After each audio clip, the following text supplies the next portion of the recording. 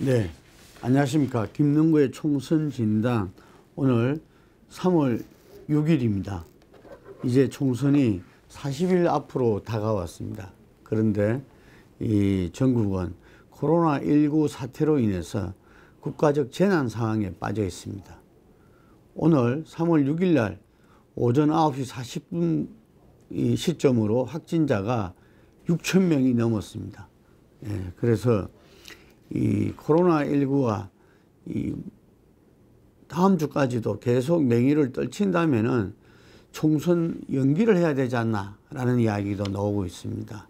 지금 20대 국회 임기가 5월 말이기 때문에 그 4월 15일 날 선거를 한 달 정도 연기할 수도 있지 않나 뭐 이런 게 구체적으로 나오는데, 뭐 여러분들이 지적했지만 6.25 때도 이 선거를 치렀는데 이 코로나 부분에서도 이거는 오히려 선거를 치르는 것이 낫지 않나 이런 이야기도 나옵니다. 하지만 이 완전히 코로나가 해소되지는 않더라도 어떤 이 분수령이 넘어갔을 때 가능하지 않나 이런 생각이 들고요. 어쨌든 지금 이 제 정당과 이 정부와 모든 부분들이 지금 코로나19에 대한 이 대책, 대응 부분에 집중할 수밖에 없는 시점입니다. 하지만 각 정당들은 본인들의 어떤 선거 일정상 공천이라는 과정이 있기 때문에 그 공천 과정은 진행될 수밖에 없습니다. 그래서 지금 더불어민주당과 미래통합당, 거대 양당이죠. 양당의 공천 작업은 이렇게 지금 굉장히 이제 40일 남은 앞에서 급속도로 진행되고 있는 것 같습니다. 더불어민주당은 이미 1년 전에 공천 룰을 정해가지고 시스템 공천을 진행하고 있죠. 그래서 지금 현재 보면은 이 경선이라든지 단수 공천 그리고 전략 공천 이런 부분들이 지금 이루어지고 있고, 이 물갈이 20% 목표는 이미 넘어섰다고 합니다. 그러면서 이 다선 중진 의원들이 경선에서 탈락하는 모습들 뭐 이런 속에서 아마 지금 이 최상의 후보를 갖추기 위해서 마지막까지 지금 진을 다하고 있다고 합니다. 반면에 미래통합당 공천은 상당히 지난 20대 총선이 어떻게 말하면은 친박 공천의 절정 판이었기 때문에 이번 미래통합당의 이 공천은 어떤 면에서는 친박 세력을 어떻게 물갈이할 수 있겠는가 이런 부분으로 모아지고 그 핵심이 TK입니다. 그런데 TK가 아마 오늘 내일 사이에 공천이 발표될 것 같습니다. 이 TK 공천이 정점이지 않나 이렇게 생각하는데, 바로 어제 3월 5일 날 PK 공천 학살이다 할 정도로, 예를 들면은 홍준표 전 대표, 김태호 전 지사, 이주영 현 국회 부의장 등 이 거물들을 갖다가 컷오프 시켰습니다. 그래서 그 여세를 몰아서 TK도 50%를 갖다가 물갈이 한다 했는데, 일부의 이 의견은 공감위에서 그 이상을 지금 이제 보고 있는지도 모른다 이런 이야기들이 있습니다. 그래서 그런 점에 또 3월 4일 날이죠. 박근혜 전 대통령의 옥중 친필 사안이 공개돼서 이 거대 야당의 단일화해라, 힘을 한데 모아라 이런 어떤 친필 사안이 제시됨에 따라서 말하자면은 뭐 친박 그리고 뭐 태극기 이런 부분들이 어떤 미래통합당과 따라가는 부분들에 대해서 선을 그었습니다. 그렇기 때문에 TK에서 공천에 대한 어떤 일이 벌어지더라도 그 부분에 대항하기는 상당히 명분이 약해지지 않나 이런 생각이 듭니다.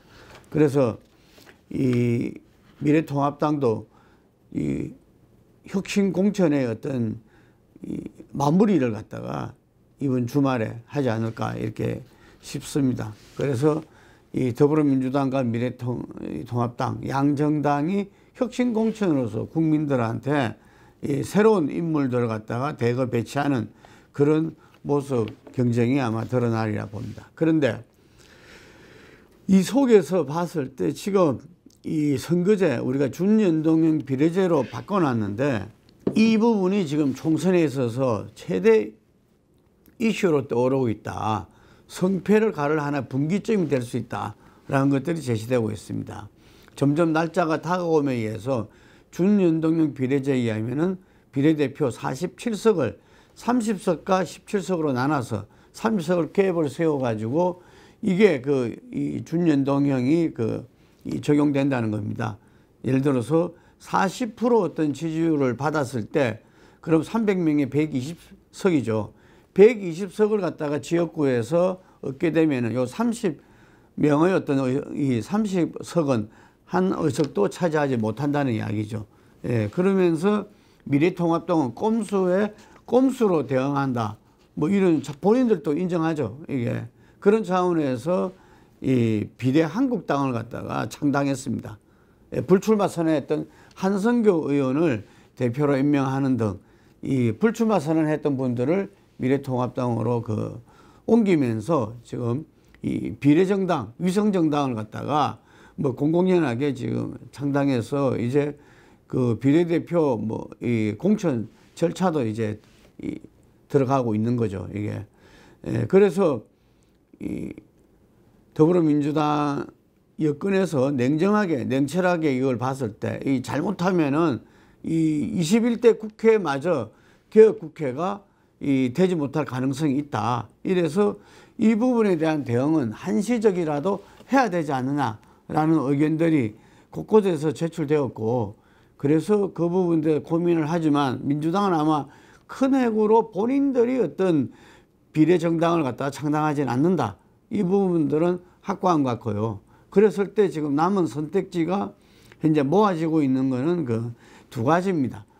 하나는 이 개혁정당연합이라 해가지고 이 시민사회 인사들이 이 지금 창당 준비의 차원을 갖다가 접수시켰는데, 다시 말하면 플랫폼 정당, 이게 어떤 제 정당의 이 연합체인 정당으로서 어떤 이 총선 정당 투표를 갖다가 치르고, 거기에서 어떤 분들이 다시 어떤 선거 끝난 이후에 자기 당으로 돌아가거나 돌아가지 않거나 하는 그런 식을 갖다가 지금 이야기하고 있는데, 상당히 민주당에서도 이렇게 이 지도부에 있는 사람들이 연동형 비례제의 취지에 맞다, 이런 차원에서 상당히 적극적으로 검토하겠다. 아마 오늘 이해찬 대표의 어떤 거기에 대한 입장이 이렇게 발표될 수도 있을 것 같습니다.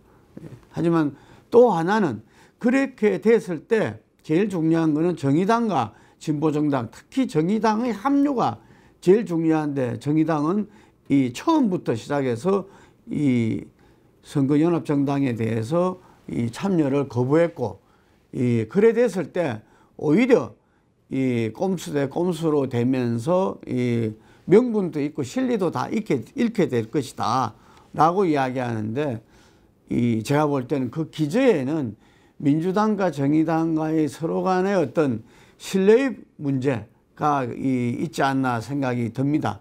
지금 이제 이 연동형 비례제로 있어서 30석에 대해서 만약에 지금대로 가버리면은 미래통합당이 거기서 30석에서 20석, 그 다음에 병립회에서 7석에서 27석이나 플러스 되기 때문에 이거는 상당히 일당을 뺏길 수밖에 없고, 이 법률권 자체가 가완도 위험받을 수 있다라는 현실론을 갖다가 제기하고 있는데, 이 정의당에서는 오히려 그렇지 않다.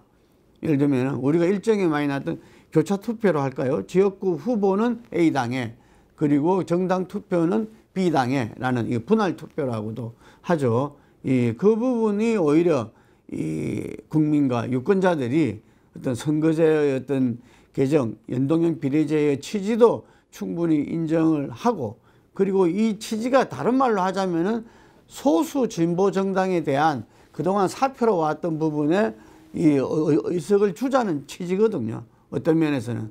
그래서 이 더불어민주당도 처음에는 반대가 있었지만 용단을 내렸던 거고 이런 거기 때문에 거기에 맞게끔 다시 한 번 더 그 취지에 맞게끔 이 더불어민주당은 이 비례대표를 갖다가 포기하고 그리고 그것을 정의당 및 어떤 이 진보 재정당의 그 유권자들이 이렇게 투표할 수 있도록 하는 그런 부분들을 갖다가 지금 제안하고 있는 게 두 번째 부분입니다. 그런데 이 민주당에서는 두 번째 부분에 대해서는 뭐 최재성 의원 같은 경우가 비례를 내지 말자, 이게 뭐 이런 비례를 포기하자 이런 의견을 제시하는데 현재는 그 소수 의견으로 돼 있는 것 같고요.